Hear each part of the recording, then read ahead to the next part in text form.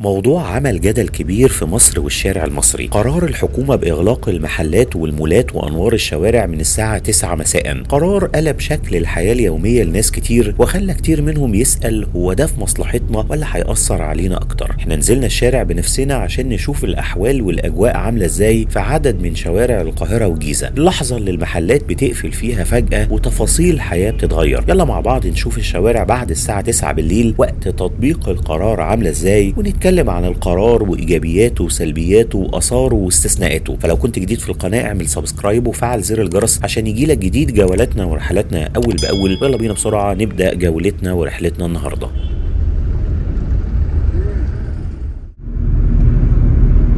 رحلتنا بدأتها معاكم الساعة 9 إلا ربع تقريبا واحنا في شارع البحر الأعظم في جنوب الجيزة عشان نشوف جانب من جوانب القرار، وهو إغلاق أنوار الشوارع وإغلاق أنوار الإعلانات اللي موجودة كمان في الشوارع. الجزء ده من القرار الناس اعترضت عليه كتير عشان ممكن يقلل من أمن الناس اللي بتضطر تتأخر في الرجوع لبيتها لأسباب كتيرة. يعني عموما ده جزء من القرار، ويلا بينا نروح مكان جديد. بقينا في شارع النيل وبنشوف جانب جديد من الاستثناءات في قرار رئيس مجلس الوزراء، وهو المنشآت الفندقية، عشان طبعا عدم تأثر السياحة نسبيا بالقرار. موجود هنا فندق الفور سيزونز، وكمان موجود عدد من المراكب والبواخر النيلية، وهم تقريبا اللي منورين الشارع.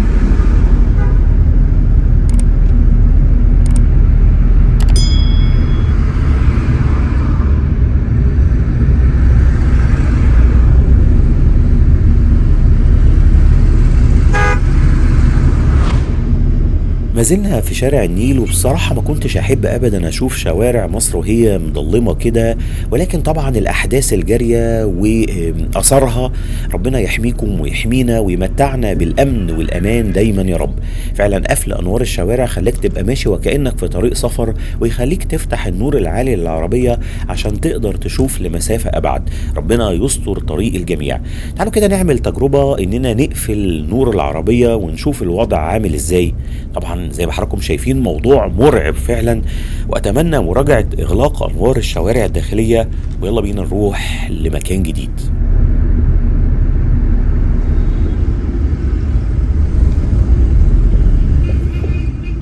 الساعة بقت 9 إلا 10، وبقينا في مكان دايما بيكون كله حيوية ومليان بالناس. الساعة 9 بالليل بالنسبة للمصريين بيكون وقت مهم للخروج والفسحة، وخاصة في الأجواء الكويسة.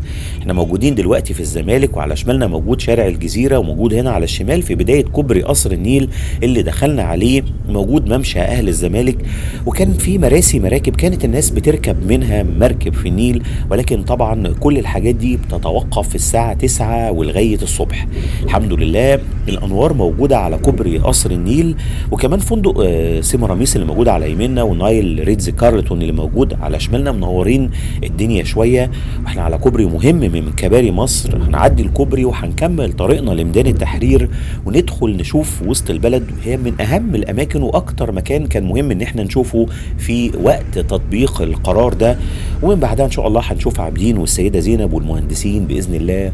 ولو لسه موجود معايا في الفيديو اتمنى انك تعمل لايك للفيديو عشان ينتشر بشكل كبير.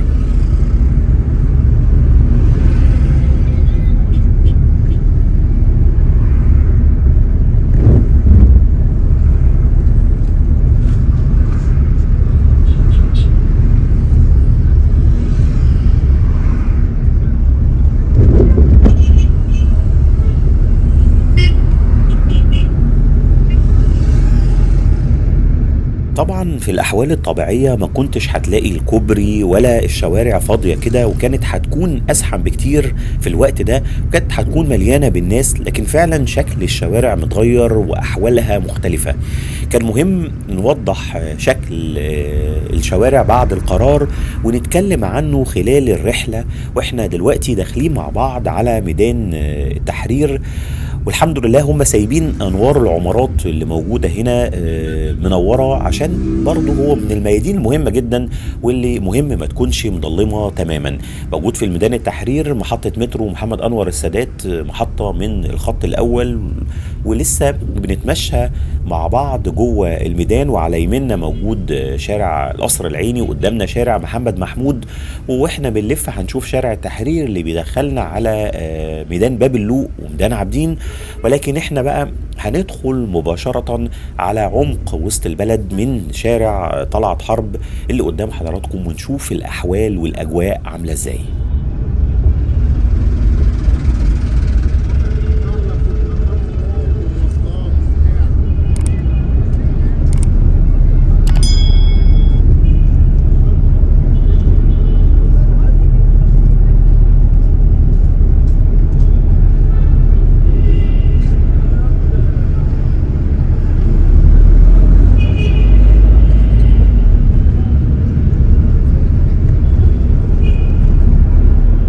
القرار طبعا بالنسبة للناس اللي بتشتغل لفترة متأخرة لغاية الساعة 6 مثلا، وكانوا بيروحوا بيوتهم ويتغدوا وبعدين ممكن ينزلوا مع أسرهم يتفسحوا أو حتى يشتروا احتياجات مختلفة سواء من محلات أو المولات، القرار هيكون مؤثر عليهم.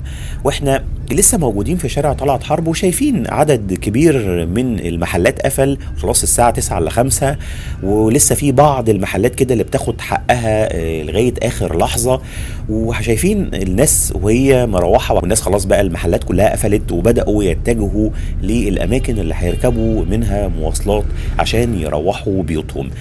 احنا كده على يميننا شارع هدى شعراوي وداخلين على ميدان طلعت حرب، وشايفين بقى يعني عربيات كتير وناس كتير وانوار قليله ومحلات مقفوله. عموما القرار هو اغلاق المحلات والمولات التجاريه الساعه 9 مساء طوال ايام الاسبوع و10 مساء يوم الخميس والجمعه، لكن طبعا تم استثناء مجموعه من الخدمات الاساسيه زي الصيدليات والسوبر ماركت ومحلات البقاله ومحلات الخضار والفاكهه ومحطات البنزين. كمان استثنوا المستشفيات والمراكز الطبية ومعامل الأشعة والتحاليل، وكمان تم استثناء المحلات اللي رخصتها سياحية والفنادق والمطاعم والكافيهات على نهر النيل زي مثلا ممشى أهل مصر. شايفين اهو لسه في محل، يعني المحلات كلها قفلت ولكن في محل لسه فاتح اهو دقيقتين أو 3 بالظبط وهيقفل. الورش كمان استثنوها الموجودة على الطرق السريعة، استثنوها من القرار. شايفين اهو الحنطور اللي موجود واللي داخل في الشارع الضيق ده ما كانش ممكن ابدا يتمشى ويوصل لهنا في وسط البلد الا في الايام اللي زي كده. قرار بدأ من يوم السبت اللي فات، يوم السبت والحد، انا بصور النهارده يوم الثلاث، واعتقد ان هم برضو مع مرور الايام بدأوا يسيبوا بعض الانوار اللي موجودة جوه الشوارع عشان امن وامان الناس. لسه موجودين مع بعض جوه شارع قصر النيل ولسه موجودين في عمق وسط البلد.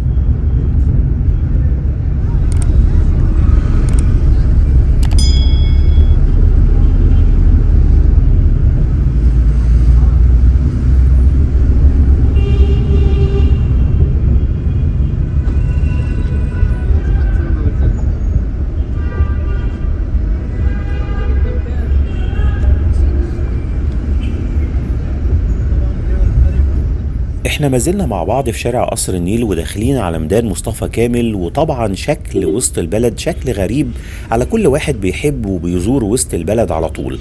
عارف قد ايه بتكون والنص الليل منوره ومليانه بالحيويه والطاقه الايجابيه والناس اللي رايحه وجايه في كل شوارعها، لكن الشكل ده جديد علينا، وتلاقي بقى اي حاجه منوره هتكون يا صيدليه يا سوبر ماركت يا كشك بسيط. واحنا بالفعل عدينا ميدان مصطفى كامل وموجودين دلوقتي في شارع محمد فريد ومتجهين لتقاطع شارع 26 يوليو، واستكمال الشارع بيكون شارع عماد الدين، وبنكمل رحلتنا في وسط البلد. وشايفين في تواجد امني وشرطي كبير عشان يرجعوا ويراقبوا جدية وصرامة تنفيذ القرار. ولو لسه موجود معايا في الفيديو اتمنى انك تعمل لايك للفيديو عشان ينتشر بشكل كبير.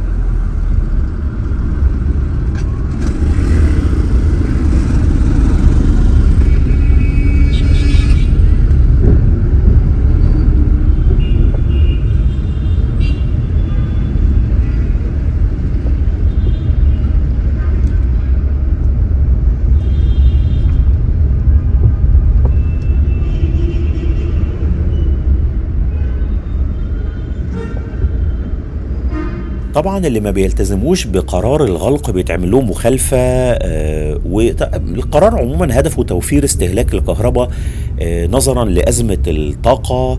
واحنا وصلنا لشارع زي ما بقول لكم محمد فريد، ورايحين في اتجاه شارع 26 يوليو وشارع عماد الدين. وكمان مهم ان نوضح ان قرار الغلق بيشمل النوادي ومراكز الشباب والمنشآت الرياضية بصفة عامة. احنا وصلنا لشارع 26 يوليو وشايفين اهو المحل المنور الوحيد هو الصيدلية اللي قدام حضراتكم. نشوف الشارع اللي ما كانش بيهدى الا في وقت متأخر جدا من الليل، مضلم خالص، وده بيوضح ان فعلا المحلات بانوارها والناس اللي فيها بتعمل حالة من الامن. وخاصة كمان ان من شروط استمرار المحل في نشاطه انه يكون موجود جواه او على بدايته كده او على المدخل بتاعه موجود كاميرا مراقبة في كل محل، وده بيساعد الشرطة جدا في شغلها وفي سهولة الوصول لمرتكب اي حادثة. احنا كده في طريقنا في شارع 26 يوليو رايحين في اتجاه شارع رمسيس، وان شاء الله هندخل مع بعض على شارع شريف. ولو لسه موجود معايا في الفيديو اتمنى انك تعمل لايك للفيديو عشان ينتشر بشكل كبير.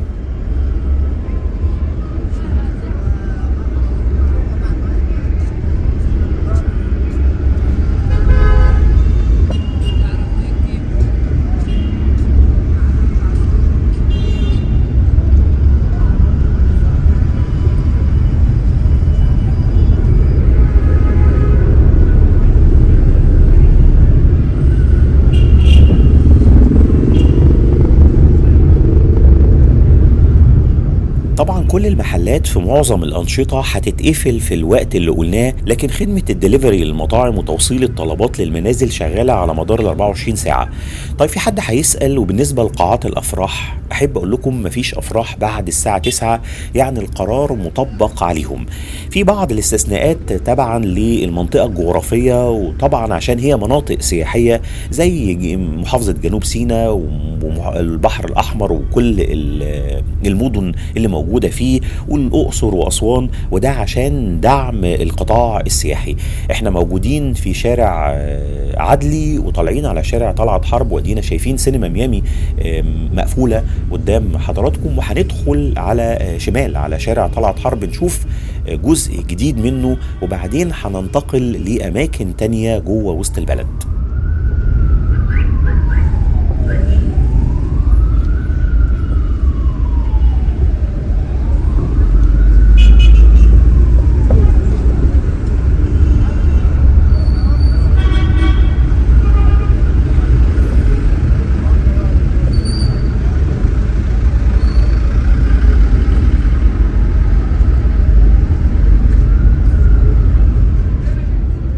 موجودين في شارع طلعت حرب وشايفين محل كرم الشام اللي دايما كان بيبقى منور المكان هنا على ناصية شارع عبد الخالق ثروت مع شارع طلعت حرب. هنسيب المكان هنا ونروح لجزء جديد في وسط البلد نستكمل فيه رحلتنا مع بعض بإذن الله.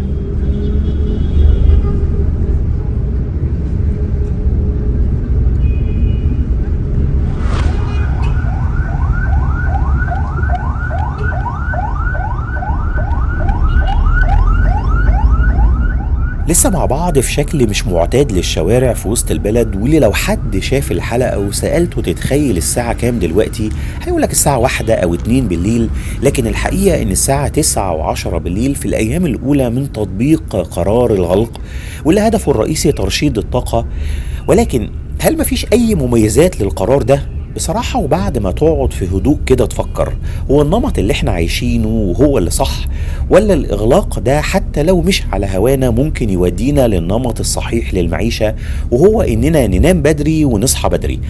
الرسول صلى الله عليه وسلم دعا للأمة في الوقت المبكر من النهار بالبركة، وقال بورك لأمتي في بكورها، وقال كمان اللهم بارك لأمتي في بكورها. وكان الرسول صلى الله عليه وسلم إذا بعت سرية أو جيش بيبعتهم أول النهار.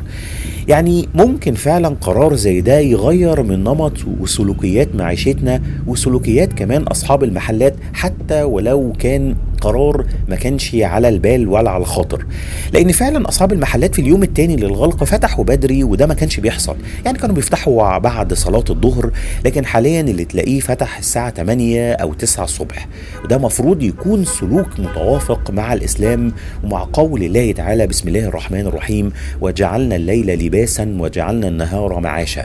صدق الله العظيم.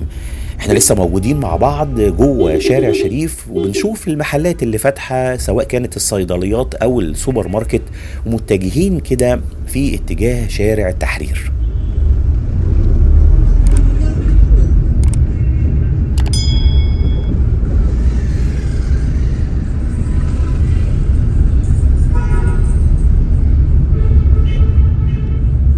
داخلين مع بعض على شارع التحرير ومتجهين في اتجاه ميدان عابدين.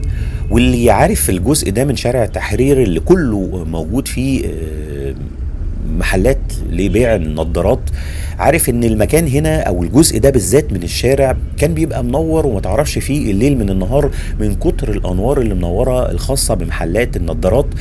انوار كانت بتبقى كبيره جدا، ولكن زي ما حضراتكم شايفين كده كل المحلات قافله، وده خلى الشارع تقريبا مظلم. احنا متجهين مع بعض كده لميدان عابدين، وباين من بعيد المبنى قصر عابدين، واللي برضو مظلم تماما، وكان في بعض الانوار كده اللي كانت بتنوره، وكان الجزء اللي قدامه واللي فيه مجموعه من المطاعم والكافيهات كان برضو بينور المكان. احنا كده في تقاطع شارع محمد فريد مع شارع التحرير، والحمد لله كده المبنى الخاص بمحافظه القاهره اللي موجود على شمالنا في بعض السبوتات كده او الكشافات اللي منوره الشارع نسبيا. احنا بالفعل داخلين مع بعض على ميدان عابدين، وشايفين قصر عابدين باين من بعيد كده وهو حزين ومظلم. بنلف مع بعض وهنتمشى شويه صغيرين كده في ميدان عابدين، وبعدين ننتقل من ميدان عابدين لميدان السيده زينب باذن الله.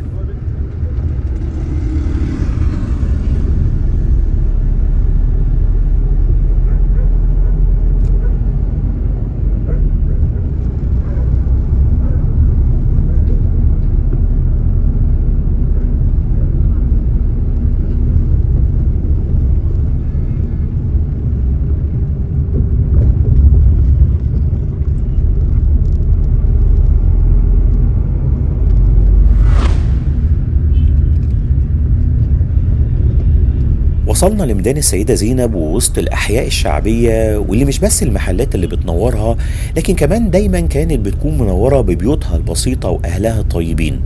الميدان هنا طبعا كل محلاته كانت بتكون منورة، لكن طبعا شايفين الشكل مع بعض. كمان المسجد بالقبة بالمأذنة كانوا بيكونوا منورين. وعايزين نقول انه من الاماكن المستثناه من القرار كمان المصانع والمنشآت الانتاجيه ومحطات البنزين والميه والغاز. عموما هي تجربه جديده على الناس، مختلفه عن فتره كورونا واللي كان الاغلاق فيها مع حظر تجوال، فكان الموضوع مختلف.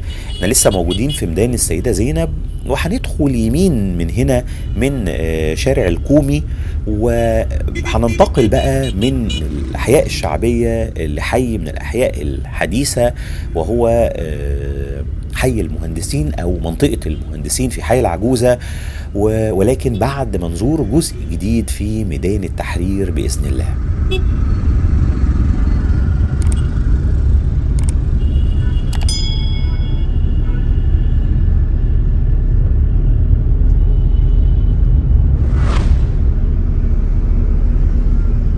رجعنا مرة تانية على جزء من ميدان التحرير، وشايفين اهو المتحف المصري او المبنى المتحف المصري اللي على شمالنا منور الموضوع شوية. وزي ما قلت لحضراتكم هم سابوا العمارات اللي موجودة في ميدان التحرير بأنوارها تنور المكان شوية، ولكن كل اللوحات الإعلانية اللي قدام حضراتكم كانت بتكون منورة المكان بشكل أكبر وأكتر بكتير.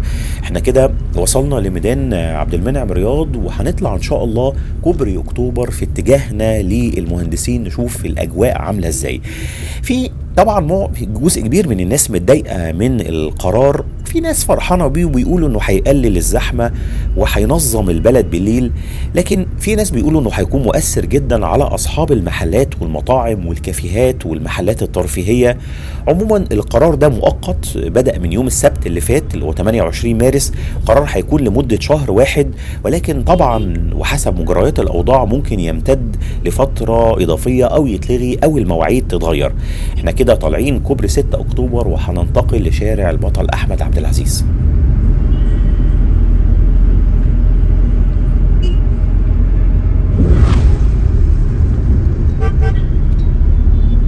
وصلنا لشارع البطل احمد عبد العزيز، واحد من اكتر الشوارع الحيويه والتجاريه في مصر، وحاله زي حال شوارع وسط البلد. كل المحلات ملتزمه بالقرار، وطبعا ده عمل حاله سيوله نسبيه في المرور وخلانا ننتقل من مكان لمكان بسهوله شديده. دي فرصه للي يحب يتمشى بعربيته في هدوء في الشوارع، واللي كل ما الوقت يعدي هتقل الحركه اكتر.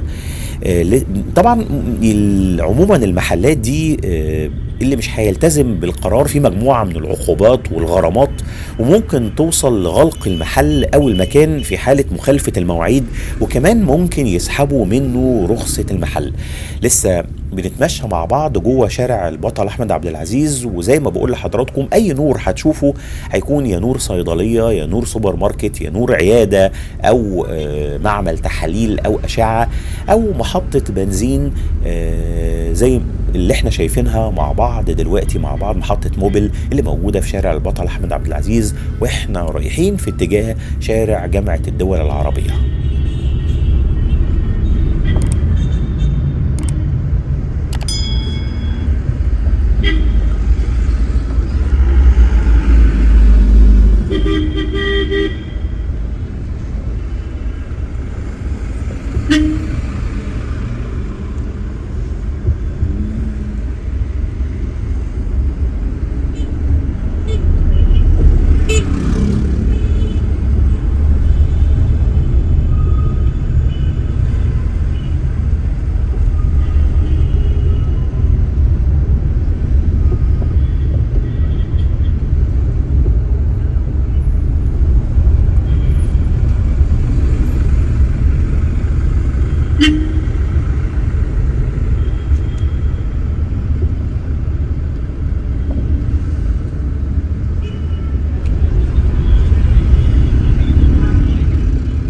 بقينا بالفعل في واحد من اهم شوارع مصر، شارع جامعة الدول العربية، وشايفين برضو تقريبا احنا ماشيين وكل الناس ماشية على اضواء العربيات، واللي النمط ده كنا دايما بنشوفه في طرق السفر. حتى في بعض الناس كانت بتقول يا ريت ان طرق السفر تكون منوره طبعا، لكن ده طبعا مش موضوع اقتصادي، ولكن احنا بقينا جوه البلد ماشيين في اضواء العربيات بعد القرار ده، وشيء سايبين بس بعض العواميد القليله جدا المنوره زي ما حضراتكم شايفين. احنا في شارع جامعه الدول العربيه، وموجود هنا نادي الزمالك ومجموعه من البنوك، وشارع من الشوارع اللي بيطل عليه عدد كبير جدا من شوارع المهندسين.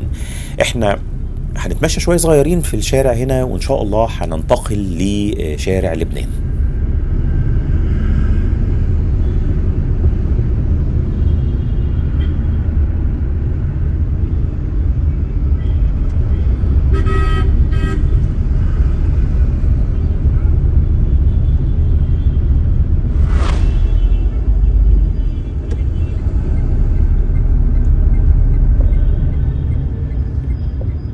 بقينا في شارع شهاب وموجودين في حي العجوزة، وهندخل شمال من شارع لبنان في اتجاهنا لميدان لبنان.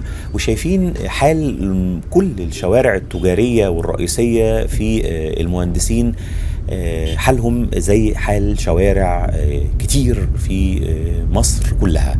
هنتمشى شوية ورايحين في اتجاه ميدان لبنان زي ما بقول لحضراتكم، ويعني أتمنى رحلتي تكون عجبتكم، نكون شفنا فيها الأحوال بعد قرار الإغلاق اللي حصل في مصر في الوقت اللي احنا موجودين فيه وفي الشهر اللي احنا موجودين فيه. اتمنى رحلتي معاكم تكون عجبتكم. لو عجبك الفيديو ما تنساش تعمل سبسكرايب وتفعل زر الجرس وتعمل لايك للفيديو عشان ينتشر بشكل كبير. وشكرا ليكم والسلام عليكم ورحمة الله وبركاته.